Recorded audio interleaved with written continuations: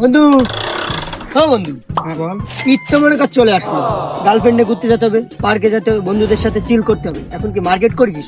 Market ছাড়া তো মনে করো যে বন্ধু বান্ধবীর দ্বারা পাত্তা নেই। এখন কি করিস সেটা বল। কি করলি? তুই আমরা কি গরিব নাই?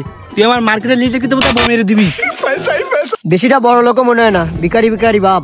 তা যাই হোক, কি মার্কেট করেছিস একটু লিস্টটা শুনি দেই কি বালালা তুই।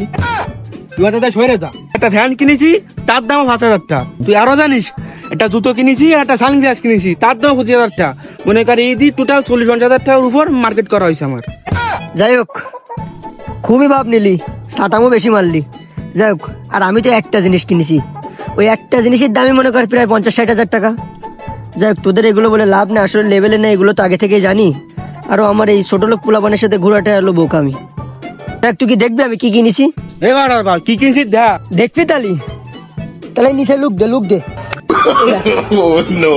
এবার উপরের দিকে তাকা। যাই হোক, তাকাইছি যখন কই, এইটার আমি মনে কর যে 60,000 টাকা।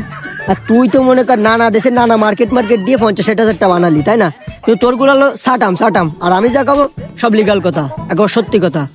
তুই পারলে বাজারে গিয়ে খবর নিয়ে দেখ, ব্র্যান্ড ছাড়া তো আমি ইউজ করি না, বুঝিস নাই?